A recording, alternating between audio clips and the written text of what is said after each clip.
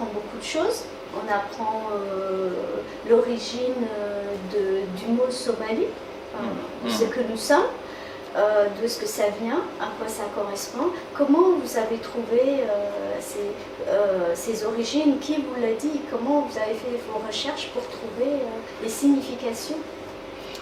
Oui, donc, disons, ça fait partie un peu des questions qu'un chercheur doit se poser. Un chercheur doit interroger tous les concepts, toutes les notions qu'on utilise et aller voir dans l'histoire comment ces dénominations sont venues, sont apparues dans l'histoire. Donc, c'est ça qui m'a amené dans un premier temps à...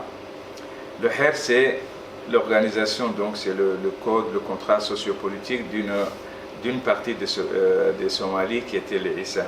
Mais en même temps, il fallait que je comprenne un peu mieux comment fonctionnent les sociétés somaliennes, un peu plus finalement ce que les peuples avec qui les Somalis partagent beaucoup de choses. Donc c'est tout cela qui m'a amené à m'intéresser aux populations couchitiques, qu'on appelle le couchitique du Sud, qui comprennent donc les Somalis, les Afars, les Oromo, les Saho, le Beja et d'autres. Donc il fallait comprendre quel patrimoine commun d'abord ce peuple partageait, d'où est-ce qu'ils pourraient éventuellement venir, leur foyer originel d'une certaine manière, et comment ils se sont répandus dans ce qui est aujourd'hui la Corne de l'Afrique. Voilà, donc c'est ça.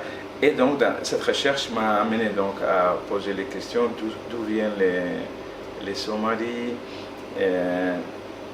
Quand le terme même de Somalie est apparu dans le vocabulaire, quelles ont été les relations non seulement avec les populations voisines et apparentées des Couchitiques, mais aussi avec les populations de l'autre côté de la mer Rouge, donc les populations arabes, et même au-delà de l'océan Indien, les populations donc, qui vivent dans l'océan Indien.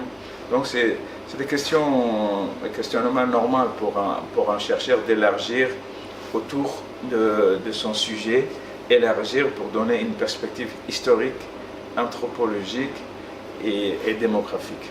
Okay. On est une société orale où on n'écrit pas, on n'archive pas les choses.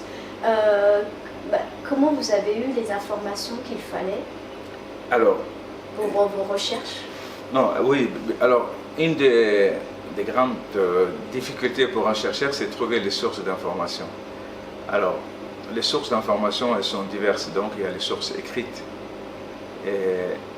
Mais depuis quand même une trentaine d'années, on a compris que les sources orales peuvent très bien être des sources d'information. Ça a été l'innovation de la collection de l'histoire générale de l'Afrique, où on a dit qu'on peut faire écrire l'histoire des peuples, mais aussi à partir des sources orales. Donc j'ai utilisé les deux en fait, les sources écrites. Sur le HER, très peu. Il y avait ici et là quelques articles, mais rien.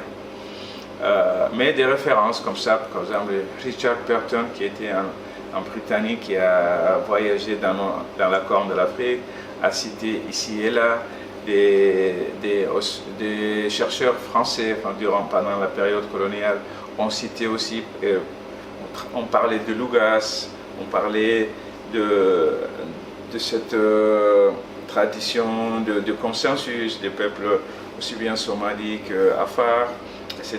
Donc il y avait quelques écrits, mais vraiment très peu, c'est des généralités, disons. Et donc la grande source que j'ai utilisée pour ma recherche est la source orale, donc les dépositeurs de la culture et des connaissances qui sont les anciens et tous ceux qui connaissaient cette histoire-là. Et là, vraiment, ça a été pour moi une grande découverte parce que j'ai vu que ce sont non seulement des bibliothèques vivantes, mais c'est aussi des gens qui ont une incroyable méthodologie pour vous raconter les choses. Et leur manière de parler, la rigueur avec laquelle ils parlent, m'ont vraiment rassuré sur la fiabilité de ce qu'ils me disaient. Mais bien sûr, quand on utilise les sources orales, comme les sources écrites d'ailleurs, il faut faire des recoupages, il faut recouper, il faut comparer, il faut pour pouvoir prendre les informations autour duquel il y a un consensus assez large. Donc j'ai effectué ce travail de comparaison. Et donc c'est ça qui m'a permis de produire. Donc c'est le livre Le verdict de l'arbre que vous avez mentionné.